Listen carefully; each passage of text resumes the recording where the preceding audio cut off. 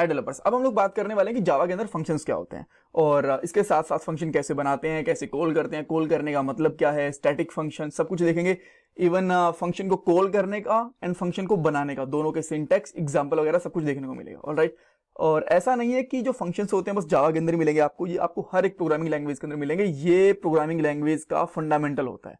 चाहे आप PHP की बात कर लो, C plus plus, Python, Node, JavaScript, कहीं पे भी चले जाओ आप, आपको हर जगह पे फंक्शंस मिलेंगे ही मिलेंगे। अब पहले क्वेश्चन की बात कर लेते हैं कि फंक्शंस होते क्या है। देखो, ये एक सेट ऑफ कोड होता है जो कोई भी एक सर्टेन टास्क परफॉर्म करता है, कोई भी एक टास्क परफॉर्म करने के लिए बनाया जाता है। ठीक है। और फंक्शंस और मेथड ऑलमोस्ट सेम होते हैं, तो इसमें आप कंफ्यूज मत होना। अगर आपसे फंक्शन पूछे या फिर मेथड पूछे तो आप सेम डेफिनेशन बता सकते हो क्या, कि सेट ऑफ कोड होता है जो कोई भी एक पर्टिकुलर टास्क करता है।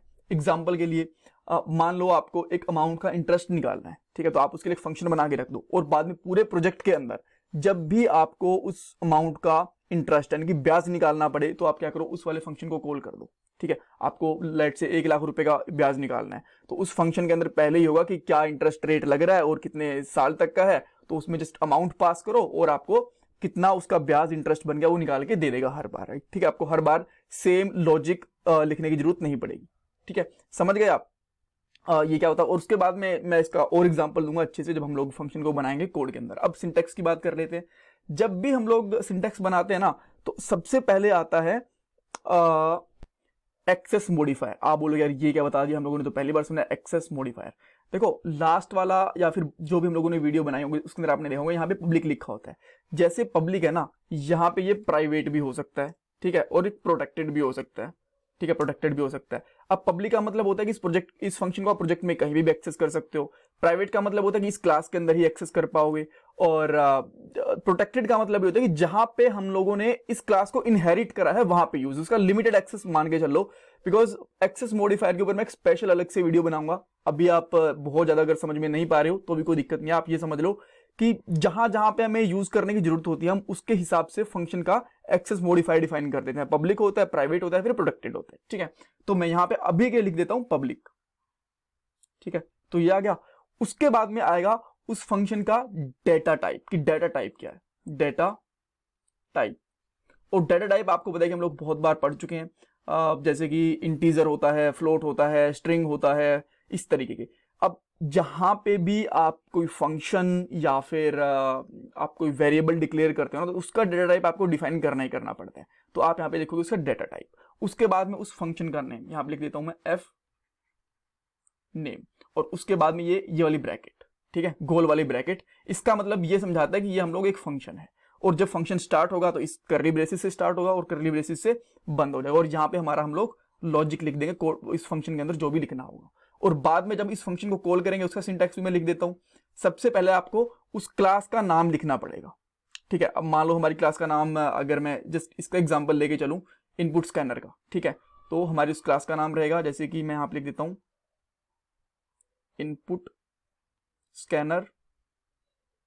उसके बाद में कोई भी आप उसको एक नाम दे दो, उस फंक्शन के वेरिएबल के नाम दे दो। जैसे आपने दे दिया F1 यानी कि फंक्शन 1 हो गया। ठीक है, उसके बाद में न्यू और उस फिर क्लास का नाम, क्लास नेम, इस तरीके से। ठीक है, और जब आपका एक क्लास का इंस्टेंस बन गया ना, बिकॉज फंक्शन कहां पे होता है, क्लास के अंदर होता है, तो इसलिए पहले क्लास का इंस्टेंस बनाना पड़ता है। और फिर F1 जो आपने बनाया था डॉट आपके फंक्शन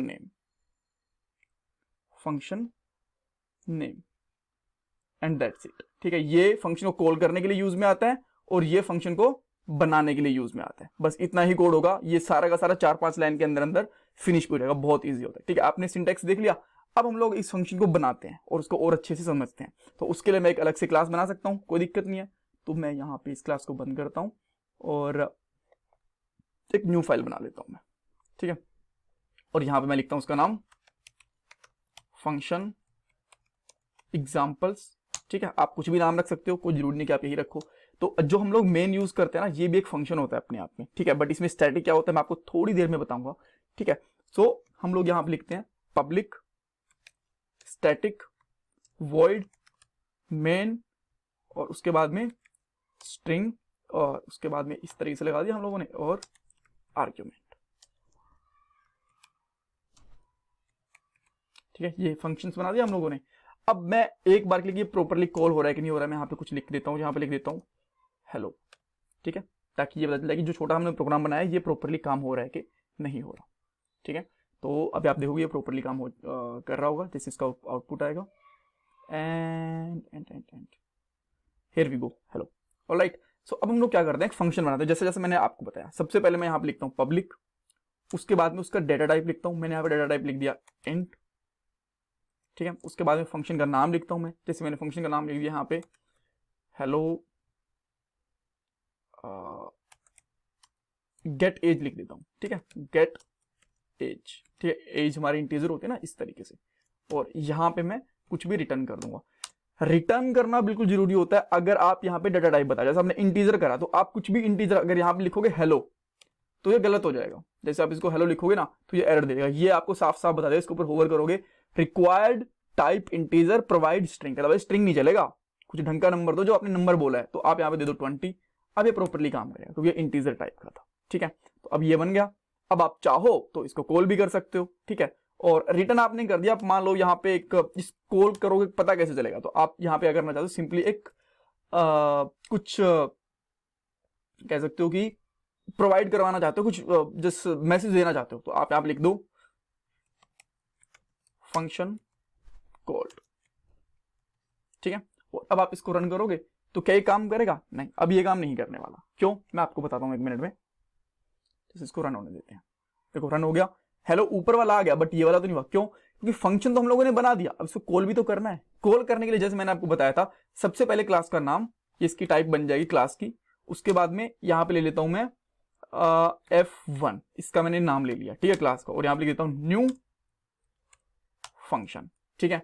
तो ये हमारी क्लास का इंस्टेंस क्रिएट हो गया, ये वाला, ठीक है। आप कह सकते हो इंस्टेंस, एक इसकी कॉपी बन गई इस क्लास की, आप ये कह सकते हो, ठीक है। अब मैं यहाँ पे करता हूं F1 डॉट गेट एज, और अब आप देखोगे जैसे मैं यहाँ पे गेट एज करूंगा और इसको रिटर्न करूंगा, तो अब आपको फंक्शन कॉल्ड वाला जो मैसेज है वो भी यहाँ पे दिख जाएगा, प्रिंट दिख जाएगा, ठीक है।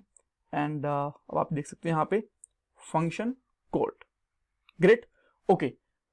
सो अब देखो हमने ये तो कॉल कर लिया, बट इसका अभी के लिए यूज है कोई? इसका यूज नहीं है। तो मैं इसको अगर हटा दूंगा तो इससे कुछ रिटर्न नहीं हुआ। उस केस में यहाँ पे इंटीजर लिखने की आपको जरूरत नहीं है। इस केस में आपको अगर डायरेक्टली कॉल करोगे तो एरर देगा। यहाँ पे लिख दो वॉइड।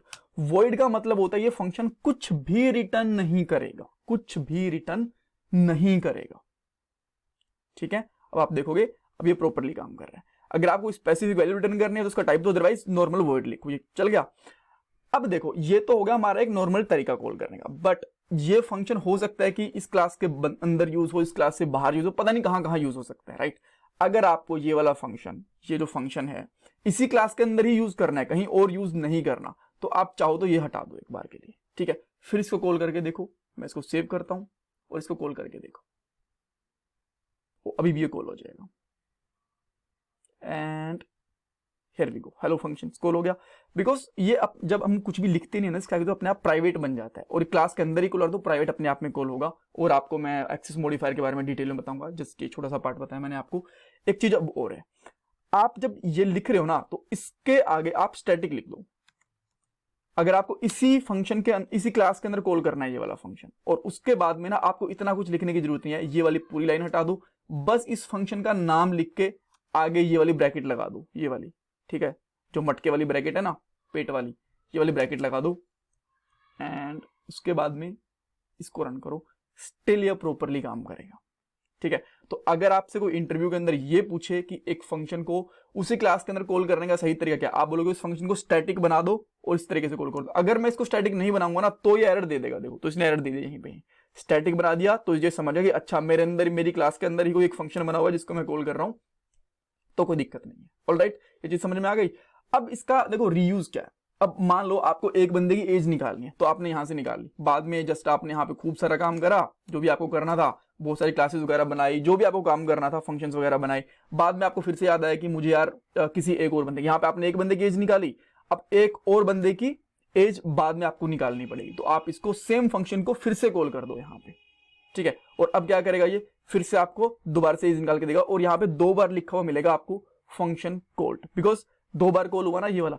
तो यही फायदा होता है, एक बार फंक्शन को डिफाइन कर दो और उसको बार बार कॉल कर लो। अब मान लो मुझे यहाँ पे 20 बंदों की एज निकालनी है, ठीक है, राइट। तो आप यहाँ पे आके हर बार इसको कॉल करते रहो और बीच में जो आपको कोड करना है, जहां भी आपको कोड करना है वो करते रहो, और जब भी आपको प्रोजेक्ट में एज निकालने की जरूरत पड़े तो इस वाले फंक्शन को कॉल कर लो, राइट। अभी तो क्लास के अंदर ही कर रहे हैं, क्लास के बाहर यहाँ पे पब्लिक लगा के आप आराम से इसको कॉल कर सकते हो और आपकी हर बार एज निकल के आ जाएगी और यहाँ पे देखोगे फंक्शन कॉल हो गया, ठीक है। तो ये बेसिक था। नेक्स्ट वाले पार्ट के अंदर हम लोग एक्चुअल में एज निकाल के देखेंगे इस तरीके से, बिकॉज अभी तो स्टैटिक चीजें प्रोवाइड कर रखी है ना हम लोगों ने, कुछ लिखा नहीं हुआ, यहाँ से एज पास करेंगे या फिर डेट वगैरह कुछ पास करेंगे और प्रॉपरली उसकी एज निकाल के देखेंगे। पैरामीटराइज फंक्शंस वगैरह क्या होते हैं ये मैं आपको बताने वाला हूँ, काफी इंपॉर्टेंट सेशन रहेगा, उसको बिल्कुल भी मिस मत करना। यहाँ पे इंटरव्यू क्वेश्चन के लिए सबसे पहले आपसे ये पूछ सकते हैं स्टैटिक फंक्शन क्या होता है, फंक्शन की डेफिनेशन क्या होती है और फंक्शन का यूज क्या होता है, ऐसी चीजें आपसे पूछ सकते हैं। मैं आपको सब कुछ वीडियो में बता चुका हूँ। चैनल को सब्सक्राइब करना बिल्कुल मत भूलना। Thank you so much for watching this video.